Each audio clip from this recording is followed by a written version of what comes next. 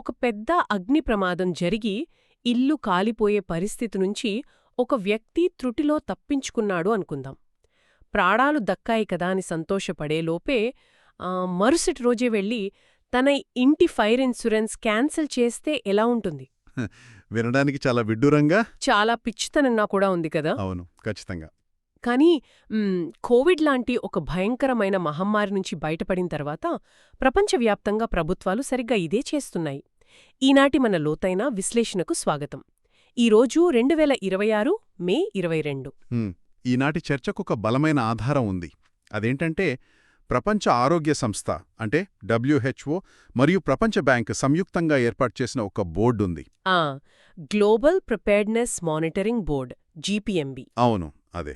వాళ్లు విడుదల చేసిన తాజా నివేదిక a world on the edge, priorities for a pandemic resilient future.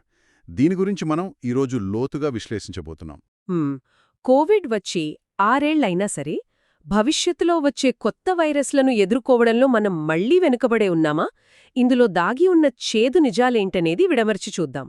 అసలు ఈ GPMB అనే సంస్థ మాటను మనం ఎందుకు అంత సీరియస్గా తీసుకోవాలి? దీని వెనక ఒక పెద్ద చరిత్రే ఉంది. 2014 ప్రాంతంలో పశ్చిమ ఆఫ్రికాలో ఎబోలా వ్యాప్తి చెందినప్పుడు అదెంతటి మారణహోమాన్ని సృష్టించిందో మనం చూశాం. అవును, అదొక పీడకల లాంటిది. నిజమే.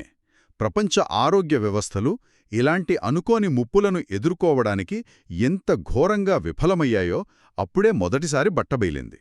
అంటే ఆ లోపాలను నిరంతరం పర్యవేక్షించి ప్రభుత్వాలను అప్రమత్తం చేయడానికే 2018లో ఈ స్వతంత్ర సంస్థను ఏర్పాటు చేశారు. ఓహో, అంటే వాళ్ల ప్రధాన పని ప్రభుత్వాలను అలర్ట్ చేయడమన్నమాట. ఖచ్చితంగా. అయితే వాళ్ళ తాజా నివేదికలో గత 10 ఏళ్లను వీళ్ళొక సంక్షోభ దశాబ్దంగా అభివర్ణించారు. సంక్షోభ దశాబ్దం ఎందుకంటారు? అంటే ఎబోలా నుంచి కోవిడ్, ఆ తర్వాత మంకీపాక్స్, ఇలా ఏడాది గ్యాప్ లేకుండా ప్రపంచం ఒకదాని తర్వాత ఒకటి ఆరోగ్య ఎమర్జెన్సీలను చూస్తూనే ఉంది కదా, అందుకే అలా అన్నారు. అంటే ఆ 10 ఏళ్ల అనుభవం నుంచి మనం ఏ పాఠాలు నేర్చుకోలేదన్నమాట. ఎందుకంటే ఈ నివేదికలో నాకు బాగా ఆశ్చర్యం కలిగించిన ఒక పదముంది. అదేంటంటే పానిక్ అండ్ నెగ్లెక్ట్ సైకిల్. ఆందోళన మరియు నిర్లక్ష్యం. అవును, తీవ్రమైన ఆందోళన, ఆ వెంటనే దారుణమైన నిర్లక్ష్యం. ముప్పు పొంచి ఉందని విషయం తెలిసినా ప్రభుత్వాలు ఎంత గుడ్డిగా వ్యవహరిస్తున్నాయో దీన్ని చూస్తే అర్థమవుతోంది కదా. ఆ సైకిల్ ఎలా పనిచేస్తుందో చూస్తే నిజంగానే ఆశ్చర్యం వేస్తోంది. అంటే ఏదైనా ఒక వైరస్ తీవ్రంగా విజృంభించినప్పుడు, ఆస్పత్రులు నిండిపోయినప్పుడు ప్రభుత్వాలు అప్పటికప్పుడు వందల వేల కోట్లు కేటాయిస్తాయి. లాక్డౌన్లు పెడతాయి, హైరాణ పడిపోతాయి, అంతేకదా. పరిశోధనలు వేగవంతం చేస్తాయి. కానీ ఆ ముప్పు కొంచెం తగ్గి టీకాలు అందుబాటులోకి రాగానే ఆ మహమ్మారి అనే నిజాన్ని పూర్తిగా మర్చిపోతాయి. దీర్ఘకాలిక సన్నద్ధత కోసం ఇవ్వాల్సిన నిధులను మెల్లగా నిలిపివేస్తాయి. వామ్మో, ఇది చాలా డేంజర్ కదా. అవును. ఈ నివేదికలో ఉన్న ఒక భయంకరమైన వాస్తవమేమిటంటే ప్రస్తుతం అంతర్జాతీయ ఆరోగ్య సహాయ నిధులు 2009 నాటి స్థాయికి పడిపోయాయి. ఒక్క నిమిషం, 2009 నాటి స్థాయికా? అవును. అంటే మనం ముందుకు వెళ్లాల్సింది పోయి 17 ఏళ్ల క్రితం నాటి బేస్ లైన్కు వెళ్ళిపోయాం. ఇదంతా వింటుంటే నాకొక పోలిక గుర్తొస్తుంది. అంటే ఇంటిపై కప్పు కురుస్తున్నప్పుడు మాత్రమే హడావిడిగా రిపేరు చేయడం, వర్షం ఆగిపోగానే ఆ సంగతి మర్చిపోవడంలాగా ఉంది కదా. ఇలాంటి షార్ట్ టర్మ్ మెమరీ వల్ల అసలు నష్టం ఎవరికి? ఇక్కడ అత్యంత ఆసక్తికరమైన అంశమేమిటంటే ఈ ప్రభుత్వాల సైకలాజికల్ లాజిక్. నివారణ అనేదెప్పుడూ కంటికి కనిపించదు కదా. అంటే వ్యాధి రాకుండా ఆపితే అది మనకు తెలీదంటారా? సరిగ్గా అదే. ఒకవేళ అధికారులంతా తమ పని 100% సమర్థవంతంగా చేసి ఒక మహమ్మారి రాకుండా ఆపేరనుకోండి, అప్పుడు బయట ఏమీ జరగదు. ఏమీ జరగనప్పుడు అసలు ముప్పే లేదు కదా, మరి ఇన్ని వేల కోట్లు ఎందుకు ఖర్చు చేస్తున్నారు అని అందరూ ప్రశ్నిస్తారు. పాయింటే. దానివల్లే ఫండ్స్ కట్ చేస్తారు. అవును. ఈ నిధుల కోత వల్ల జరిగే అసలు నష్టం ఎక్కడుంటుందంటే డే జీరోని పసిగట్టలేకపోవడం. డే జీరో, ఈ కాన్సెప్ట్ గురించి కొంచెం వివరంగా చెప్పగలరా? అంటే కొత్త వైరస్ పుట్టిన మొదటి రోజే దాన్ని పట్టుకోవడం లాంటిదా? అక్షరాలా అదే.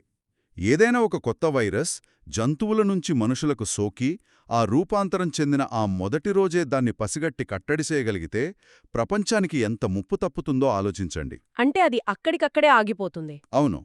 కాని అలా పసిగట్టాలంటే దట్టమైన అటవీ ప్రాంతాల్లో, చిన్న పల్లెటూళ్లల్లో ఫ్రంట్లైన్ సర్వైలెన్స్ నెట్వర్కులు నిరంతరం పనిచేస్తూ ఉండాలి. నిధుల కొరత వల్ల ఇలాంటి గ్రౌండ్ లెవెల్ ల్యాబులన్నీ మూతపడే స్థితికి వచ్చాయి. అంటే ఒక వైరస్ ఎక్కడ పుడుతుందో ముందే పసిగట్టే కళ్లను మనమే పొడుచుకుంటున్నామన్నమాట. అదే దారుణం. ఇకిలా నిరంతర నిఘా వ్యవస్థలు కుప్పుకూలితే వ్యవస్థల మీద ప్రజలకున్న నమ్మకం పూర్తిగా సన్నగిల్లుతుంది. సో నిధులు లేకపోవడం వల్ల డే జీరోను మిస్ అవుతున్నాం. ఇది మొదటి దెబ్బ. సరే, ముప్పు దాడి చేసేసింది అనుకుందాం. కాని మన దగ్గర ఇప్పుడు అత్యంత ఆధునికమైన టెక్నాలజీ ఉంది కదా. నిమిషాల్లో జన్యుక్రమాన్ని విశ్లేషించి వ్యాక్సిన్ కనిపెట్టే రేంజ్కి వెళ్ళాం. మరి అలాంటప్పుడు కొత్త వైరస్ వస్తే మనం వేగంగా ఎందుకు కోలుకోలేకపోతున్నాం? ఆ ప్రశ్నకు సమాధానం నివేదికలో చాలా స్పష్టంగా ఉంది. మనం సైన్స్ పరంగా వ్యాక్సిన్ తయారు చేయడంలో స్పీడ్ పెంచాం, కాని దాన్ని ప్రపంచంలోని మారుమూల ప్రాంతాలకు చేర్చడంలో అంటే పంపిణీలో ఫెయిల్ అవుతున్నామా? దారుణంగా విఫలమవుతున్నాం. వైద్య సమానత్వం అనే విషయంలో ప్రపంచం వెనక్కి పయనిస్తోంది. కోవిడ్ సమయంలో ధనిక దేశాలు తమ ప్రజలకు వ్యాక్సిన్లు ఇచ్చుకున్న తర్వాత అవే వ్యాక్సిన్లు పేద దేశాలకు చేరడానికి దాదాపు 17 నెలలు పట్టింది. 17 నెలలా? అంటే దాదాపు ఏడాదిన్నర? అయితే కోవిడ్ మనకు మొదటి అనుభవం కాబట్టి సప్లై చైన్ సమస్యల వల్ల అలా జరిగింది అని సరిపెట్టుకోవచ్చు కదా. అక్కడే మనం తప్పులో కాలు వేస్తున్నాం. కోవిడ్ అనుభవం తర్వాత మనం మెరుగవ్వాలి. కానీ ఆ తర్వాత ఆఫ్రికాలో వచ్చిన మంకీపాక్స్ సంక్షోభాన్ని చూస్తే పరిస్థితి మరింత దిగజారింది. అంటే ఇంకా ఎక్కువ టైం పట్టిందా? అవును. మంకీపాక్స్ అత్యంత తీవ్రంగా ఉన్న ఆఫ్రికన్ దేశాలకు వ్యాక్సిన్లు చేరడానికి ఏకంగా 24 నెలలు పట్టింది. 2 ఏళ్లు. 2 ఏళ్లా? ఇది నమ్మశక్యంగా లేదు. సాంకేతికంగా మనం చాలా ముందుకెళ్లామని గర్వపడుతున్నాం, కానీ ఒక మనిషి ప్రాణం నిలబెట్టే వ్యాక్సిన్ ఇవ్వడంలో ఆ కోవిడ్ కంటే మంకీపాక్స్ సమయంలో మరింత ఆలస్యం జరిగిందంటే ఎలా? ఇదెలా ఉందంటే ఒక ఓడ మునిగిపోయి ప్రజలంతా సముద్రంలో మునిగిపోతున్నప్పుడు కాకుండా వాళ్లంతా చనిపోయాక తీరిగ్గా మరుసటి రోజు వెళ్లి లైఫ్ జాకెట్లు పంచినట్లు కదా. ఈ అసమానతల వల్ల వాస్తవంగా గ్రౌండ్ లెవెల్లో ఏం జరుగుతోంది? చాలా భయంకరమైన పరిస్థితులు ఏర్పడతాయి. తూర్పు ఆఫ్రికాలో ఎబోలా వ్యాప్తి చెందినప్పుడు కెన్యా లాంటి దేశాలు ఎదుర్కొన్న పరిస్థితే దీనికి బెస్ట్ ఎగ్జాంపుల్. కెన్యాలో ఏమైంది? కెన్యా నేరుగా ఎబోలా కేంద్రం కాకపోయినప్పటికీ చుట్టుపక్కల దేశాల్లో వ్యాక్సిన్లు లేకపోవడం వల్ల ఆ ప్రాంతం మొత్తం అస్థిరతకు గురయింది. రాజకీయ విభేదాలు భగ్గుమన్నాయి. ఆర్థిక వనరులన్నీ ఒకే వ్యాధికి మళ్లించడంతో మిగతా ప్రాథమిక వైద్య సేవలు కుప్పకూలాయి. వామ్మో, ఇదొక చైన్ రియాక్షన్లా ఉందే. అవును. అందుకే జీపీఎంబీ ఒక బలమైన సిఫార్సు చేస్తోంది.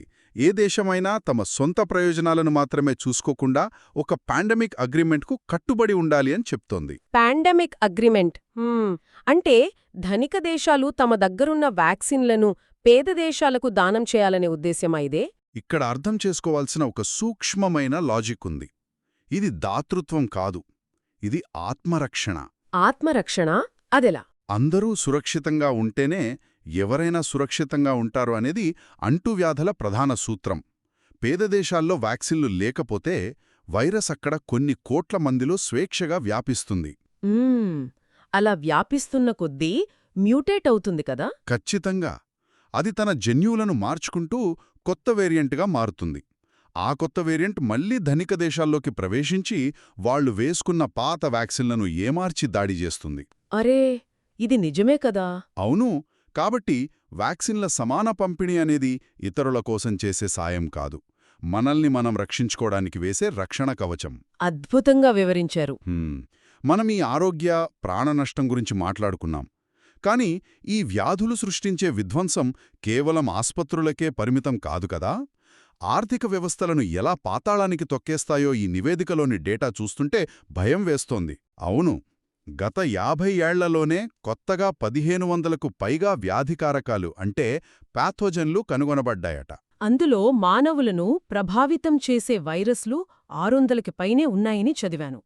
అసలు ఇన్ని కొత్త వైరస్లు ఎక్కడ్నుంచి పుట్టుకొస్తున్నాయి? అది చాలా కీలకమైన ప్రశ్న. అడవుల నరికివేత, వాతావరణ మార్పుల వల్ల జంతువులకు మనుషులకు మధ్య ఉన్న బౌండరీలు చెరిగిపోతున్నాయి కదా. మనమే వాటి ఆవాసాల్లోకి వెళ్తున్నాం. అవును. దీనివల్లే జంతువుల నుంచి మనుషులకు వ్యాధులు వేగంగా సోకుతున్నాయి. ప్రతి సంవత్సరం WHO దాదాపు 200 నుంచి 300 అంటువ్యాధుల వ్యాప్తి సంఘటనలకు ప్రతిస్పందిస్తోంది. ఏడాదికి 300? అవును. కేవలం 2025లో మాత్రమే 62 పెద్దస్థాయి వ్యాప్తి సంఘటనలు జరిగాయి. ఆశ్చర్యకరమైన విషయం ఏమిటంటే, ఒకవైపు ఈ కొత్త వైరస్లతో మనం యుద్ధం చేస్తుంటే, మరోవైపు కొలరా లాంటి పాత వ్యాధులు తిరిగి వస్తున్నాయి. కొలరా మళ్ళీ వస్తుందా? అదెలా? నిధులన్నీ కోవిడ్ లాంటి వాటికి మళ్లించడం వల్ల ప్రాథమిక నీటి శుద్ధి వ్యవస్థలు దెబ్బతిన్నాయి. దాంతో కలరా లాంటి పాత ప్రాథమిక వ్యాధులు మళ్లీ విజృంభిస్తున్నాయి. అంటే మనం ఒకవైపు ఆకాశంలో ఉన్న హైటెక్ శత్రువుల కోసం చూస్తుంటే, కింద నేలమీదున్న పాత శత్రువులు మళ్లీ మనల్ని కొరుక్కుంటున్నాయన్నమాట. ఖచ్చితంగా. ఈ అంటువ్యాధుల వల్ల కలిగే ఆర్థిక నష్టం కూడా ఊహకందనంతగా ఉంది కదా. నివేదిక ప్రకారం కోవిడ్ వల్ల ప్రపంచానికి ఏకంగా $10 ట్రిలియన్ పైగా నష్టమొచ్చిందట. అవును. అలాగే జపాన్, సౌదీ అరేబియా లాంటి దేశాల్లో ఈ లాంగ్ కోవిడ్ వల్ల కూడా పెద్ద దెబ్బే తగిలిందనుంది. లాంగ్ కోవిడ్ అంటే దీర్ఘకాలికంగా కోవిడ్ లక్షణాలుండిపోవడం కదా. దానివల్ల దేశాల ఆర్థిక వ్యవస్థ ఎలా దెబ్బతింటుంది? ఇక్కడే లాజిక్ చాలా ఆసక్తికరంగా ఉంటుంది. లాంగ్ కోవిడ్ వల్ల మనుషులు చనిపోకపోవచ్చు. కానీ తీవ్రమైన అలసట, శ్వాస సమస్యల వల్ల వారు పనులకు వెళ్లలేరు. రోజూ ఆఫీస్కి వెళ్లలేరు కదా. అవును. జపాన్, సౌదీ అరేబియాలో వేలాది మంది ఉద్యోగులు ఇలా దీర్ఘకాలిక సెలవులు పెట్టాల్సొచ్చింది. దీన్నే వర్క్ యాబ్సెంటిజం అంటారు. దీనివల్ల ఫ్యాక్టరీల్లో ఉత్పత్తి ఆగిపోయింది. దానివల్లే ఆయా దేశాలకు $10 బిలియన్ల నష్టం వాటిల్లింది. అంటే కేవలం వైద్యానికయ్యే ఖర్చే కాదు, ఉత్పాదకత పడిపోవడం వల్ల వచ్చే నష్టమిది. $10 ట్రిలియన్ అంటే ఇది మామూలు సంఖ్య కాదు. అవును. కాని సామాన్యుడికి ఈ $1 ట్రిలియన్ లెక్కలు అంత ఈజీగా అర్థం కాకపోవచ్చు. ఒక చిన్న వ్యాధి ఒక ఊర్లో మొదలయి ఇంటర్నేషనల్ ఎకానమీని ఎలా నాశనం చేస్తుందో చెప్పడానికి 2018 నాటి Kerala Nipah virus case study ఒకటుందని విన్నాను.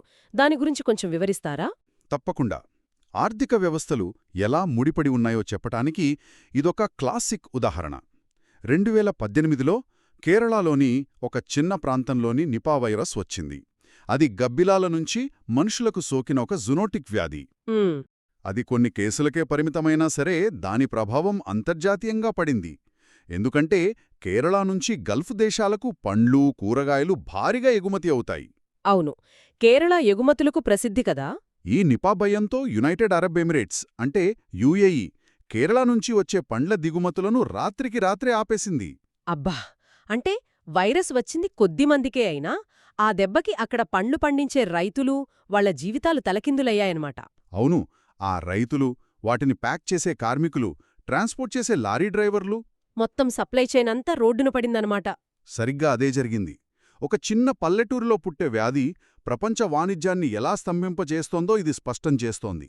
వైరస్ అనేది కేవలం మనిషి ఊపిరితిత్తుల మీద మాత్రమే కాదు, ఆ దేశ ఆర్థిక ఊపిరితిత్తుల మీద కూడా దాడి చేస్తోంది. పర్యాటక రంగం కూడా కుప్పకూలుతుంది కదా. ఖచ్చితంగా.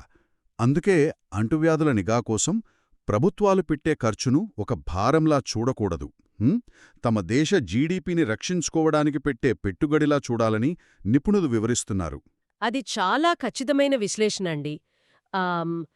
ఇప్పుడు ఈ గ్లోబల్ విషయాల నుంచి కాస్త మన దేశం అంటే భారతదేశం వైపు వద్దాం. మన పరిస్థితి ఎలా ఉంది?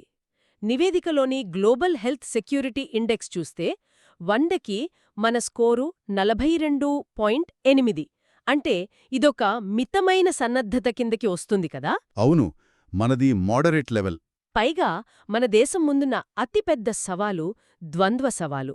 ఒకవైపు కొత్త వైరసులు వస్తున్నాయి, ఇంకోవైపు డయాబెటిస్ లాంటి జీవనశైలి వ్యాధులున్నాయి. ఈ రెండూ కలిస్తే అంత ప్రమాదం. ఇది చాలా ప్రమాదకరమైన కలయిక. ఎందుకంటే మధుమేహం లేదా గుండె జబ్బులు ఉన్నవారి రోగనిరోధక శక్తి ఎప్పుడూ ఒక అంతర్గత యుద్ధం చేస్తూనే ఉంటుంది. వారి శరీరం ముందే బలహీనపడి ఉంటుంది కదా. అవును, ఇమ్యూనిటీ తక్కువ ఉంటుంది. అలాంటి సమయంలో ఒక కొత్త వైరస్ దాడి చేస్తే దాన్ని తట్టుకునే శక్తి ఆ శరీరానికి ఉండదు. అందుకే భారత్లో మరణాల రేటు పెరిగే ప్రమాదం ఉంటుంది. అయితే ఒక మంచి విషయం ఏంటంటే భారత్ చేతులు గట్టుకుని కూర్చోలేదు. ఎలాంటి చర్యలు తీసుకుంటోంది? ఉదాహరణకు ప్రధానమంత్రి Ayushman Bharat health infrastructure machine కింద ప్రాథమిక ఆసుపత్రుల మౌలిక సదుపాయాలను పెంచడానికి ఏకంగా 64,180 కోట్లు కేటాయించారు. ఇది చాలా సానుకూల పరిణామం. అవును. ఇంకో విషయం ఏమిటంటే మధ్యప్రదేశ్లో జరిగిన ఒక కార్యక్రమం గురించి చదివాను. విషాణు సంక్రమణ ప్రతిరోధభ్యాస్ అని ఒక పెద్ద మాక్ డ్రిల్ చేశారట. ఈ పేరు వినడానికి కాస్త సంక్లిష్టంగా ఉంది.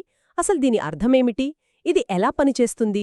విషాణు సంక్రమణ ప్రతిరోధభ్యాస్ అంటే వైరస్ వ్యాప్తిని అడ్డుకునే ఒక రిహర్సల్ అని అర్థం. అంటే మనం స్కూల్స్లో లేదా ఆఫీసుల్లో ఫైర్ డ్రిల్స్ చేస్తాం కదా, కరెంటు పోతే ఏ దారిలో బయటకు వెళ్ళాలి, ఫైర్ ఇంజిన్ ఎలా రావాలి అని ముందుగానే ప్రాక్టీస్ చేస్తారు. అలాగే వైరస్ వస్తే ఏం చెయ్యాలో ప్రాక్టీస్ చేశారా? సరిగ్గా ఇది కూడా అలాంటిదే. ఒక కొత్త వ్యాధి వస్తే డాక్టర్లు ఎలా స్పందించాలి, పేషెంట్లను ఏ వార్డుకు తరలించాలి, ఆక్సిజన్ సప్లై ఎలా ఉండాలి అనేదానిపై ముందుగానే రిహర్సల్ చేశారన్నమాట. నేషనల్ వన్ హెల్త్ మిషన్ ఆధ్వర్యంలో జరిగిన ఈ డ్రిల్ మన సన్నద్ధతను చాలా పెంచుతుంది. అదొక గొప్ప ఆలోచన.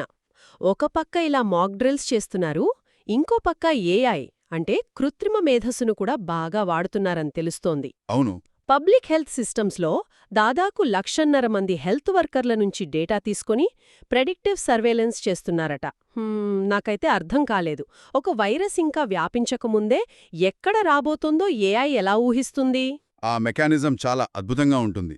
చూడండి, ఉదాహరణకు ఒక మారుమూల జిల్లాలోని మెడికల్ షాపుల్లో వరుసగా ఒక 4 రోజులు పారాసెటమాల్ గోళీలు ఎక్కువగా అమ్ముడవుతున్నాయనుకోండి. అంటే జ్వరాలు పెరుగుతున్నాయని అర్థం కదా? అవును. అలాగే ఆ ప్రాంతంలో జలుబు, దగ్గుమందుల కూడా డిమాండ్ పెరిగింది అనుకోండి. ఈ చిన్న చిన్న డేటాను గ్రామీణ వైద్యులు సిస్టంలో అప్డేట్ చేసిన వెంటనే ఏఐ ఆ డేటాను విశ్లేషిస్తుంది. ఓహో, వెంటనే అలర్ట్ ఇస్తుందా? ఖచ్చితంగా.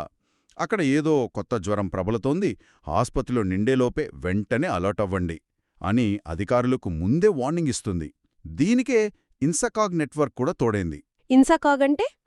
మనం కోవిడ్ సమయంలో కూడా విన్నాం. అంటే వైరస్లో వచ్చే మార్పులను, జన్యుక్రమాన్ని కనిపెట్టే ల్యాబ్ల నెట్వర్క్ కదా? అవును. ఇప్పుడు ఆ నెట్వర్క్ను మరింత విస్తరించి మురుగునీటి నమూనాల ద్వారా, అంటే వేస్ట్ వాటర్ సర్వేలెన్స్ ద్వారా పరీక్షలు చేస్తున్నారు. మురుగునీటి ద్వారానా? అదెలా? అంటే ఒక ఊరిలో ప్రజలకు వ్యాధి లక్షణాలు బయటపడకముందే వారి మలం ద్వారా మురుగునీటిలోకి ఆ వైరస్ చేరుతుంది. ఆ నీటిని టెస్ట్ చేయడం ద్వారా ఆ ప్రాంతంలో సైలెంట్గా ఏదో వ్యాధి తిరుగుతోందని ముందే పసిగట్టవచ్చు. వావ్, ఇదెంతో అడ్వాన్స్డ్గా ఉంది. అవును. మన దేశం ఇలాంటి పాథోజన్ అజ్ఞాత సన్నద్ధత వైపు మళ్లడం ఒక గొప్ప ముందడుగు.